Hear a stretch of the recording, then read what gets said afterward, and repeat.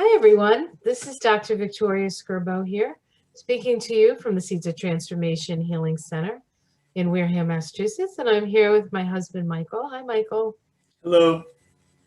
So I've had Michael on before. We did, I think he was my second Conversations with Friends. And a lot of people really loved it and wanted to see more of Michael. So I finally tied him to the chair, and now he has to be on this episode, which I'm calling the power of love. So to get started, the first thing Michael wants to do is charge the field and bring in some of his receiving's energy um, to this episode. And no matter when you watch this, you will be receiving the energy that he's going to activate right now. Okay. All right. Go ahead, Michael.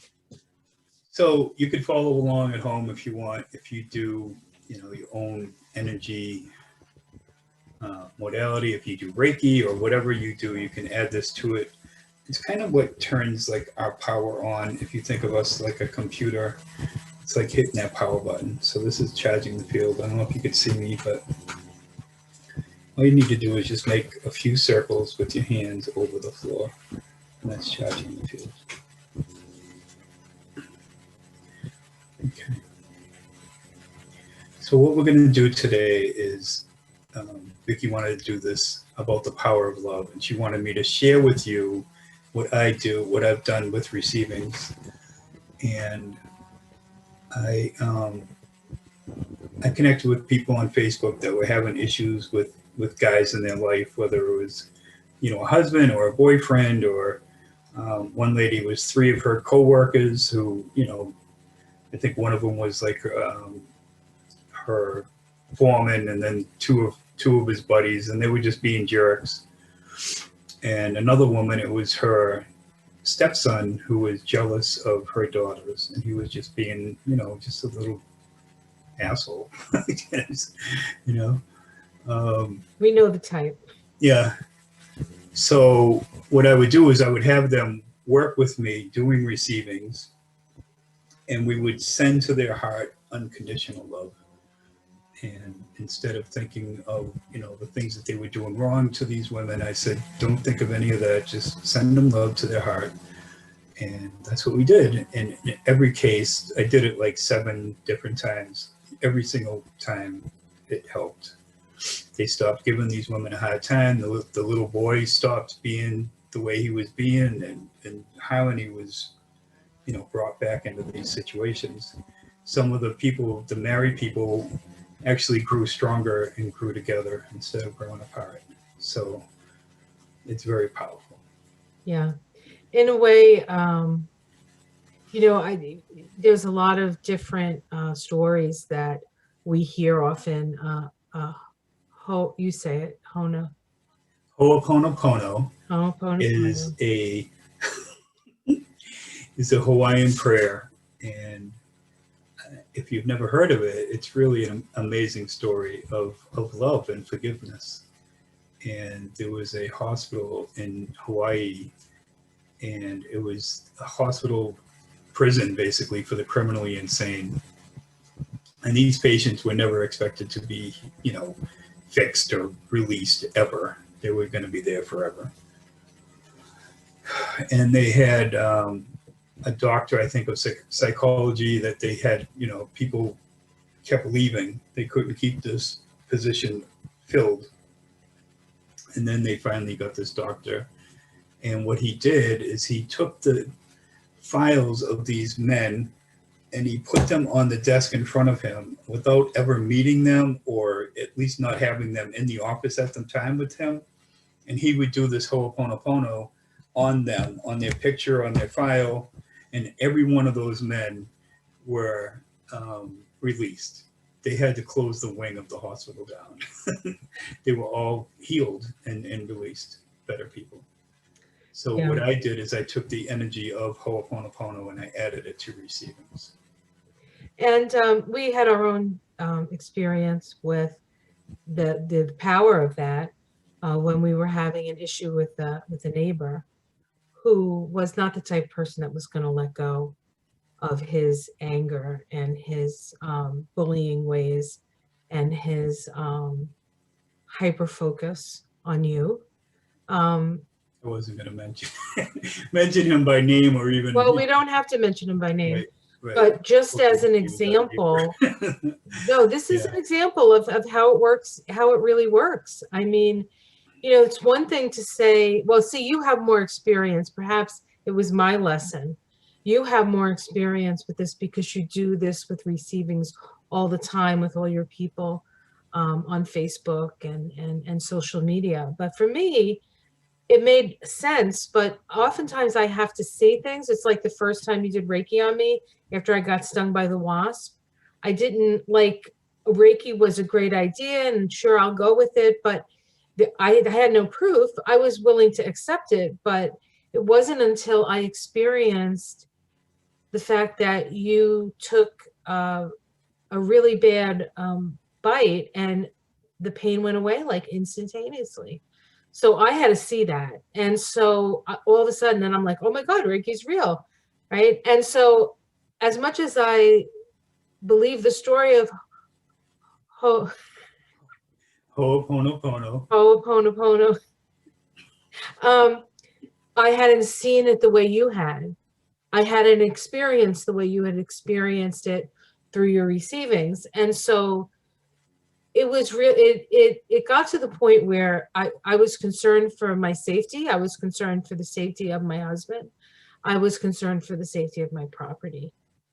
And we just decided at the most like the point of escalation that we would build put a sign up with a big heart on it and then put a Ho'oponopono on the back and just point the sign with the big heart on it in the direction of the neighbor that was giving us trouble. And he actually he found a piece of wood, he put this big pink heart on it, and it was drying. And just all we did was think about it to do it, and we just took like that one action. And then as it was drying, right, a little white feather fell. We don't, you know, from God knows where, right? And he called me over and he said, look at this. And there was this little white feather sitting in the middle of the painted heart. And that evening, when I was teaching a class, the neighbor's dog got out and came to my yard.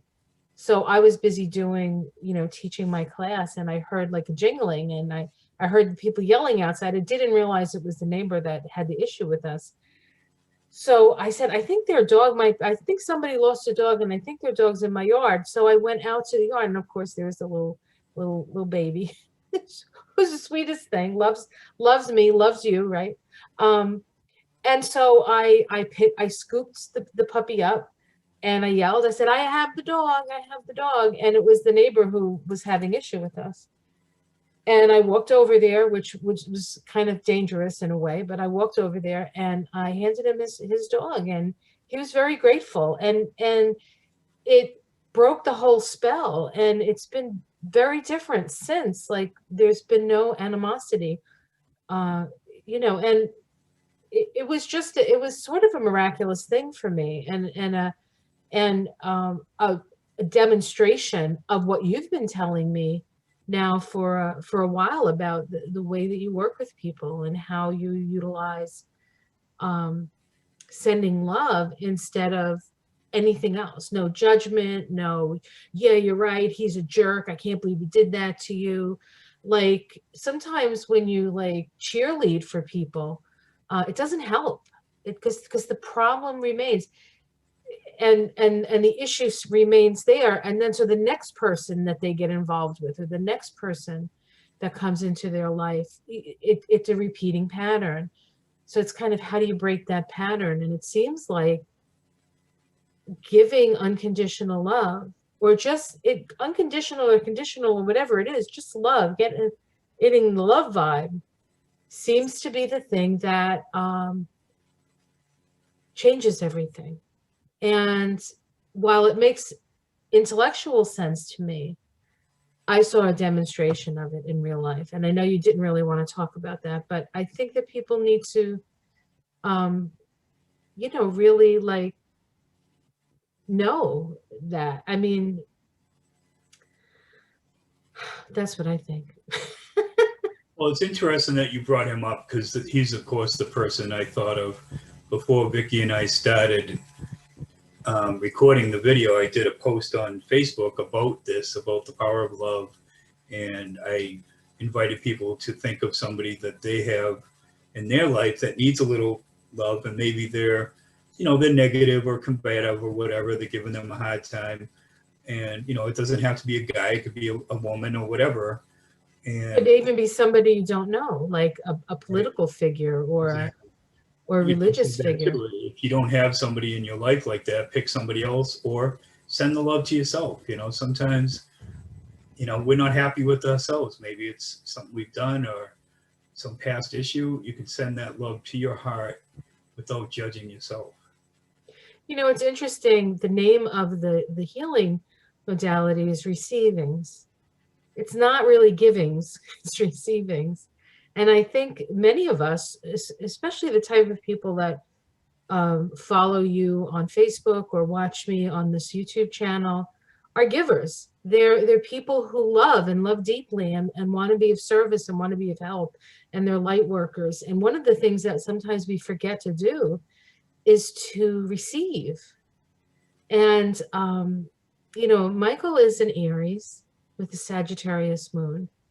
And I learned a lot about asking and receiving and thinking that I even deserve to ask from him. You know, I'm a Cancer with a Pisces moon, so I'm very watery, very empathetic. Michael is much more sort of fiery and intuitive. And so, and of course, Michael's in a red room and I'm in a green and blue room. So that worked out pretty well. Show them your necklace, Michael, if you just back up. So Michael is wearing a shungite pendant, and I am wearing a shungite pendant. And this is the feminine, and he's wearing the masculine. And I thought that would be kind of cool. And I want to do a shout out to Gail. Thank you. I'm wearing my shungite bracelet. And thank you for the other treasures that you sent me. I just wanted to send a shout out to Gail. Thanks, Gail. I feel the love. So I was thinking that maybe we could, I could pull a card, just do kind of like a, see what the cards want to bring up for us, and we could discuss it or not, or, you know, let's just, this is kind of an experiment. This is our first episode, and it's kind of experimental. So I want to see if we can just go with the flow here.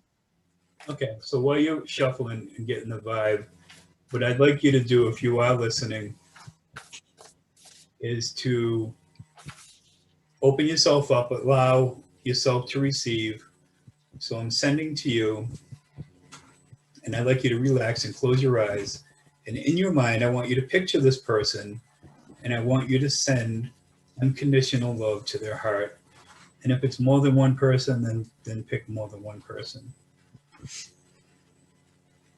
And because you know this person, you know who they are and what they look like. I don't need to know, because you're sending this love, and I'm a conduit for the receivings, which is really just a boost of love.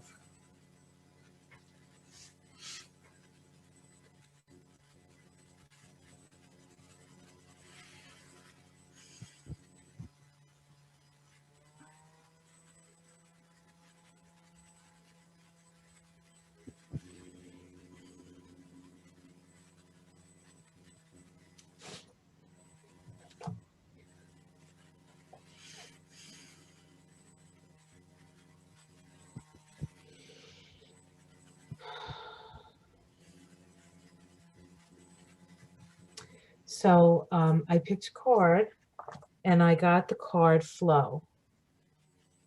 Flow. Which I often tell people to let it flow. Just let it flow. You don't have to, try and control it. Just let go, let it flow. And it's very interesting because this is the 20th card, right? It's a two. Two is relationship, but today is the 20th. It's actually 11/20, 2020. 2020. So that's an 11 and a 2 and a 2 and a 2. So it's really quite phenomenal that this is the night that we chose to do this. I think it's, and the moon's in Pisces, which of course you know I love. And of course the card we get is flow. So let me, I don't have the greatest, I have a good lighting to see me, but not good lighting to read. So just give me a second here so I can find it. Okay.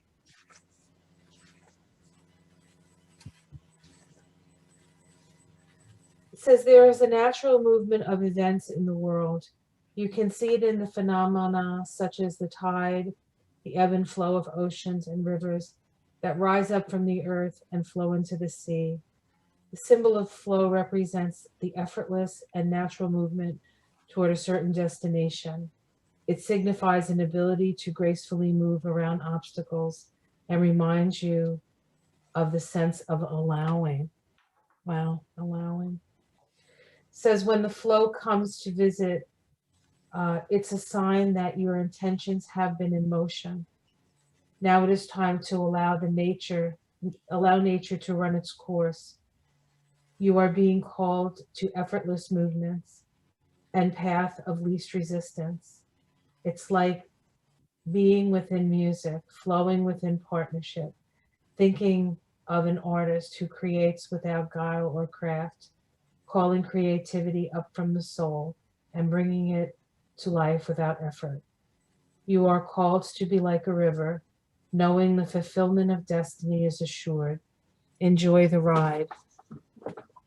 What we were talking about that today, Michael, right? We had a friend over who's a lovely, lovely person, and I just wanted to give her a hug. Of course, with COVID, you can't just be hugging everybody, but and just tell her just be, let it go, right? You know, it's I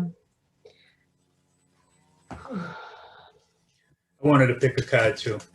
okay. I'm going to pick an animal card.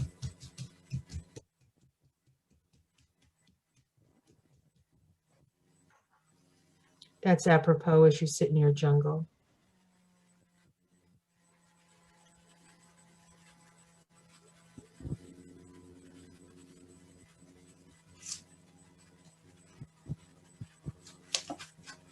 Got the goat.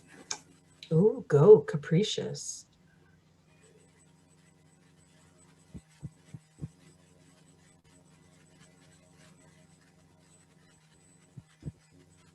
Does it say anything on the card?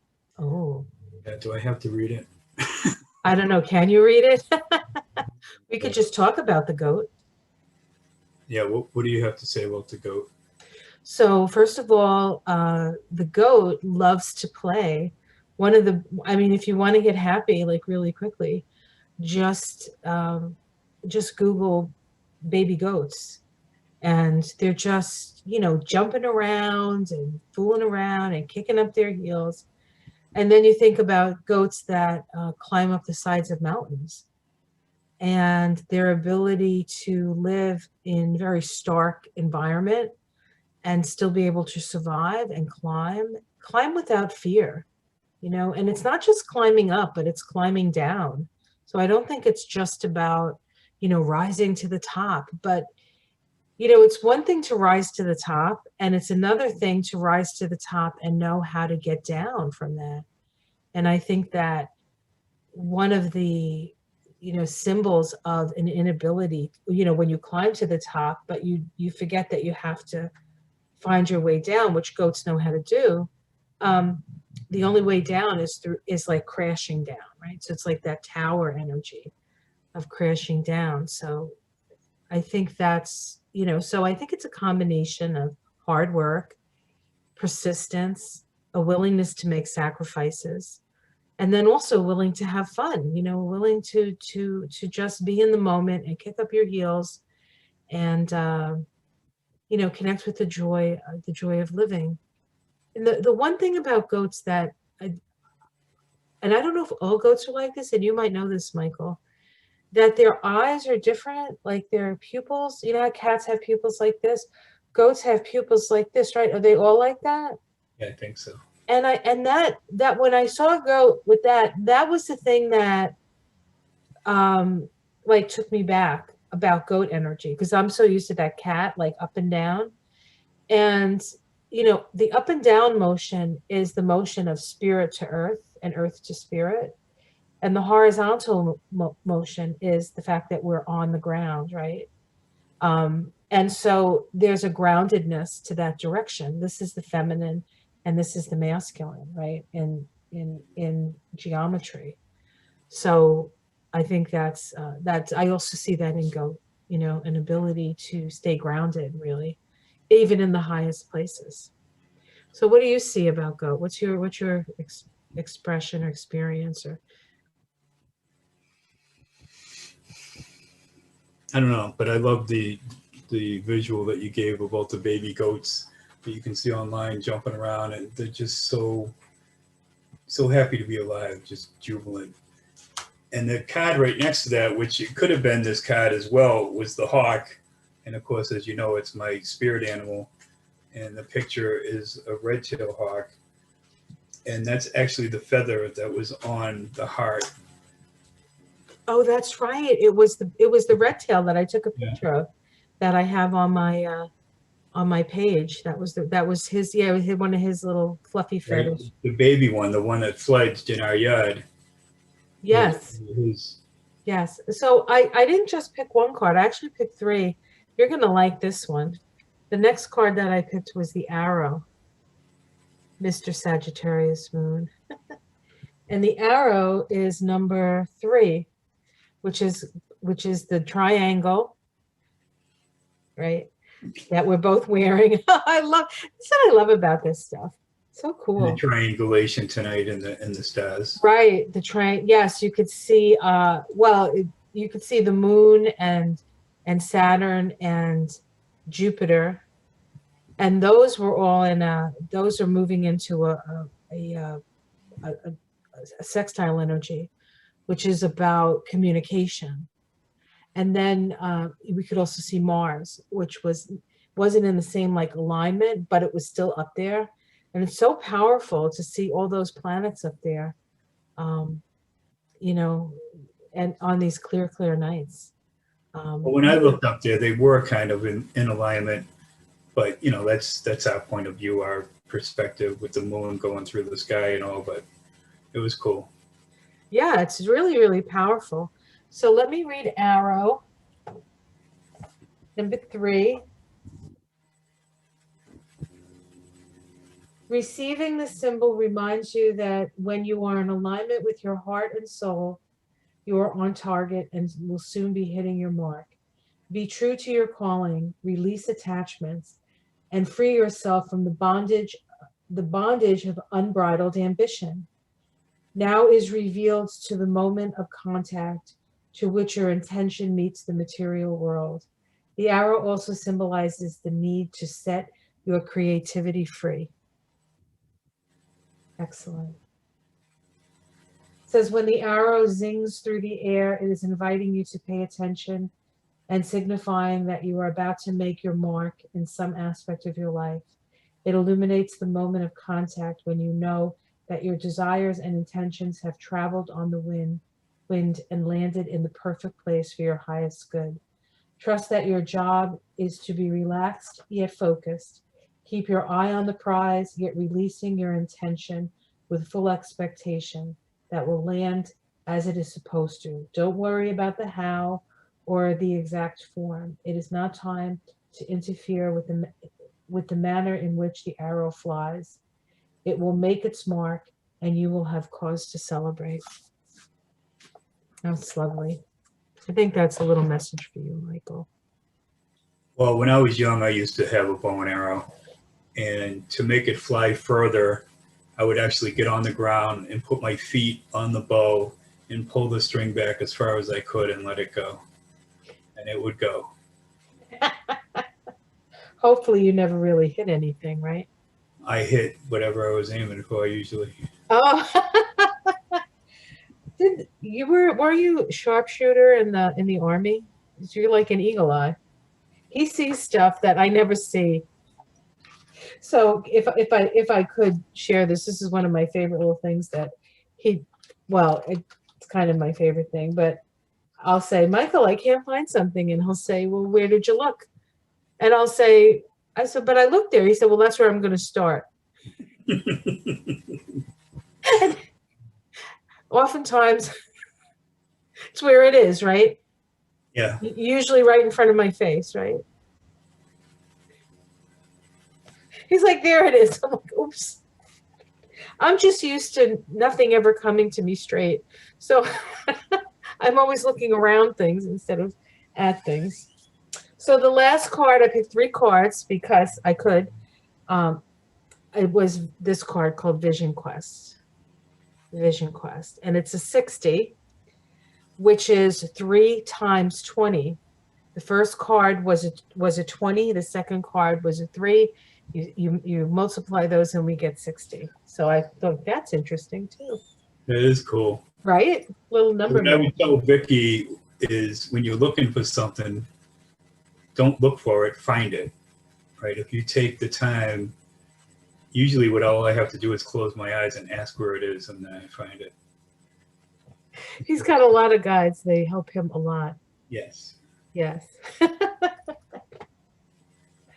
Okay, it says, in the Vision Quest, you face your fear, embrace your mortality, and then meet it face to face with spirit. When we feel stagnant, a Vision Quest brings our lives into perspective. We realize our flaws, our potential, and the opportunities life is now offering us. We remain on a Vision Quest until we find the key to open the new door or write the new chapter in our lives. Find clarity by spending time alone in nature. If you live in a city, go for a walk in the park. If you live in the country, make sure that you can spend time outside in contemplation. Get off the couch, get away from your desk, go outside. Spirit helps those who help themselves. Set your intention and ask nature for the guiding vision for your life. Sounds like a message I needed to hear. I think we all needed to hear it, Michael, even myself. Now that it's getting a little colder, I spend a little less time outside, and I'm actually feeling it in my body. I'm feeling it in my body. I had much more ease when I would spend more time outside. But we're going to have a couple of nice days this week, so should be able to get out there. And of course, there's a lot less light, so you have to start early. Otherwise, you don't get halfway through your chore and it's dark already. So, all right. So, 7:07.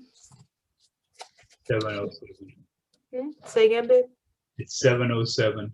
There you go. So, let's see. What do we want to talk about? We talked about the power of love, and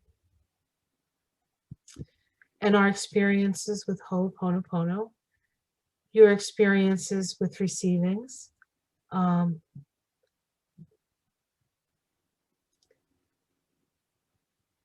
What would you like to do, Michael? Well, when you were bringing up the bee sting, the thing that came to me was, like you said, you had to see it. So it's kind of like a double-blind study for Vicky, because what happened was that it happened twice.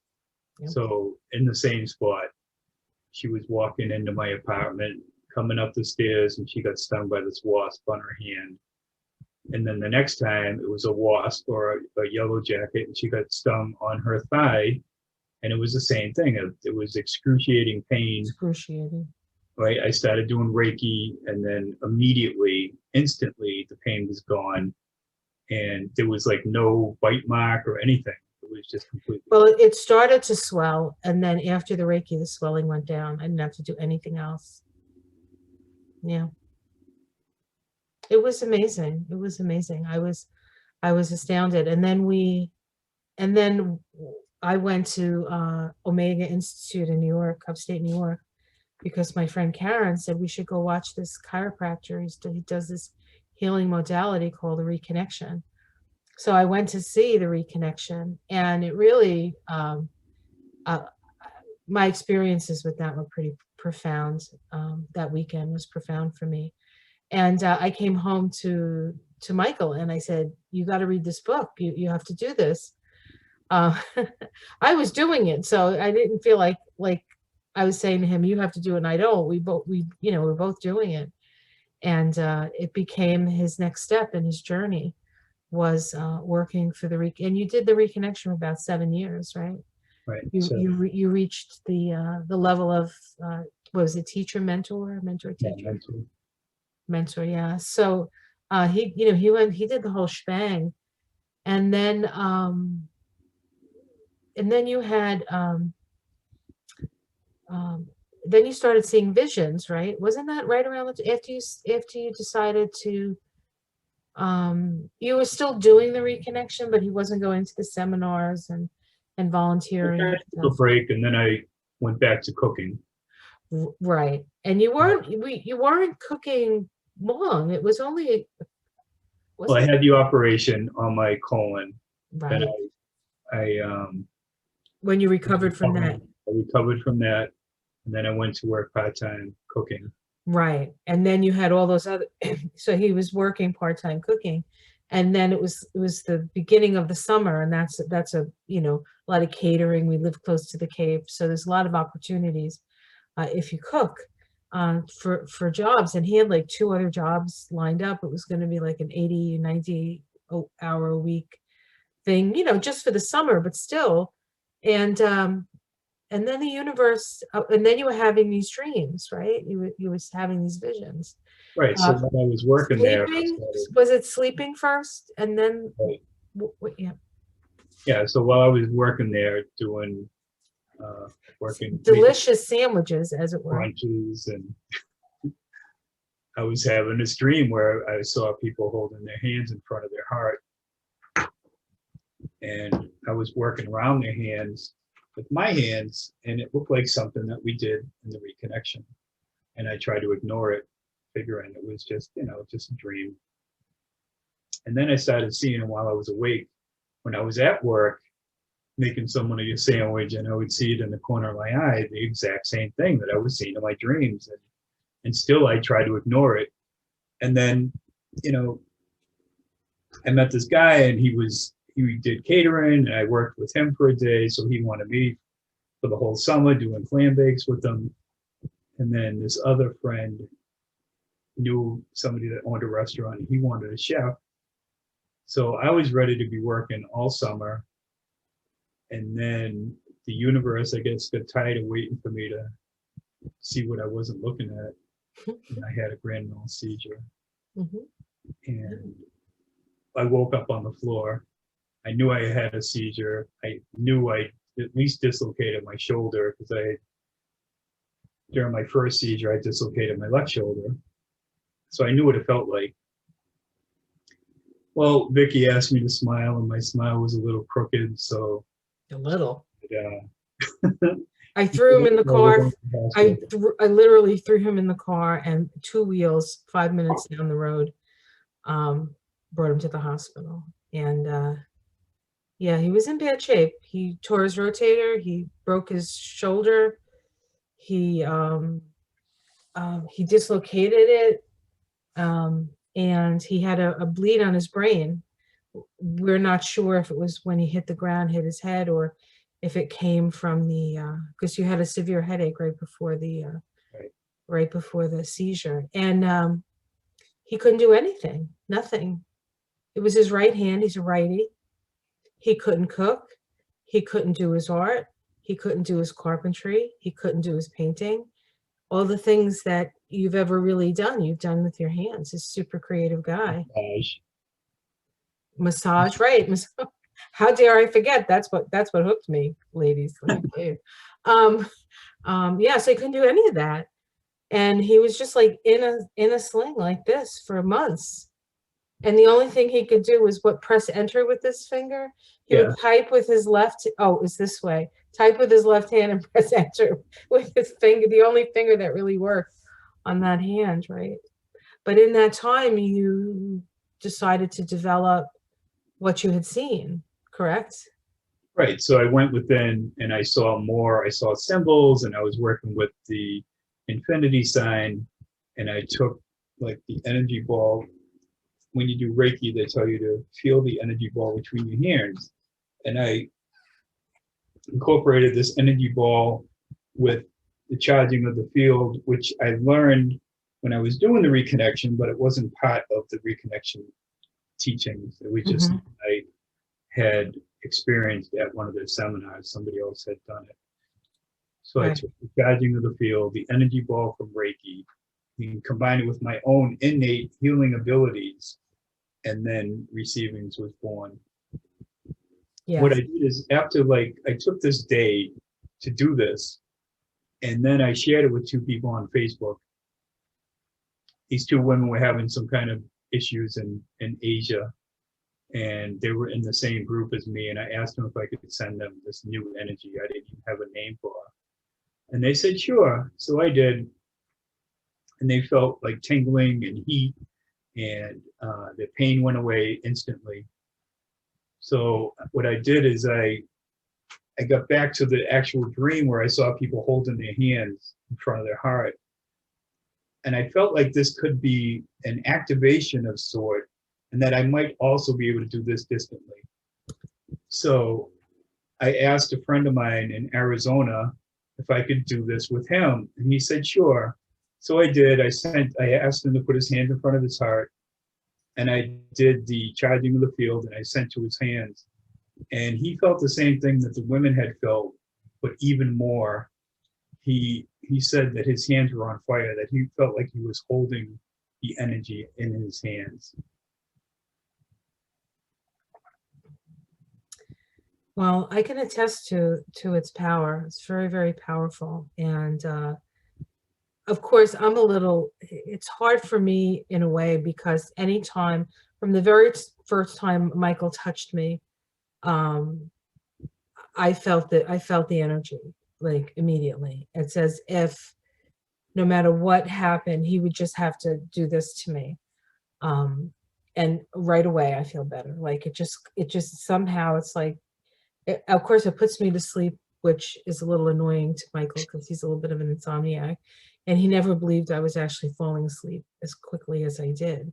But it's like all my worries would just go away. But of course, not everybody has somebody who can do that and touch them. But this receivings is an energy that you can do distantly and have that same effect. That calmness that can only really be. I don't even think it can be um, described. It's definitely a feeling. Why don't you, I know that we did this in the beginning, but why don't we do a little intentional, um, an intentional healing? We'll put the audience, anybody who's watching this at any time in the future or now, is in the center of the, um, the infinity, right? So can we do that, Michael? Yeah, so we're gonna charge the field again together. Okay. And if you're listening or watching, what I'd like you to do is imagine yourself between Vicky and I, okay? And what we do is we send to you, and you are right in the intersection of the infinity sign. So you're right there in the center. So we'll begin. Um, I don't know, do you want to do this and then end the video or stay here? Somebody's calling you, so I don't know if you want to. It's okay. We'll stay with the video. It's good. Okay, so we're charging the field.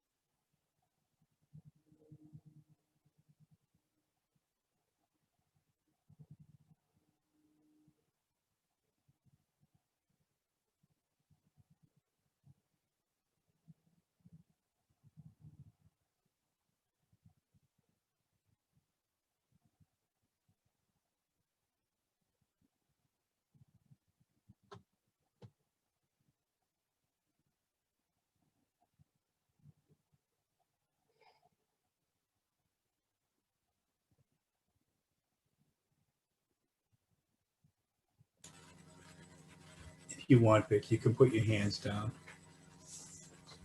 What I'll do is I'll keep my hands up like that for a little while, but then I go to my third eye and I'll envision you, your heart basically with my third eye. It was something I did for the first person I ever, helped with the healing. I was a conduit, I guess you'd call it. Yeah, one of your first experiences. Right. Consciously healing somebody. So I think, Michael, what I'd like to do is this energy, once it's turned on, it stays on. You really just have to think about it and it turns on. So if you have had experiences after you watch this video, especially after this part of the video when the healing is done, if you want to talk about them, you can, of course, with privacy and stuff, but, if you had any experiences, or if you don't want to put it underneath for everybody to see, you could always email me at vickyscurbo@gmail.com, or you can email Michael at michaelpagel, just like the name says right there, 777@gmail.com. So, and you can share your experiences with him, or they can also reach you on Facebook, right, Michael? Yeah, so you can find me on Facebook. And I also have my own group. It's Receivings with Michael Pagel. Receivings with Michael Pagel, yeah. And that's a good group because they get together a lot and do healings and put out intentions and stuff. So it's another way to interact with the energy. And of course, if you want to learn how to do this and you want to start doing receivings for yourself, Michael is able to do that for you. You just have to contact him and he'll let you know what the next steps are with that. But I think we're going to wrap it up, right, Michael? Does that sound good to you? Yeah, so I think this was great. I think you will also feel the power of love when you relax and let it flow. Let it flow to your heart. That's right. And receive. And receive. And receive. Thank you, Vicky. All right. Thank you, Michael. And to everyone out there, thank you for sitting with us and being with us. We're going to probably have an episode 2. I don't know what we're going to talk about, but we'll figure it out. If you have any requests or questions, please feel free to ask them. Much love, everyone. Namaste. Yes.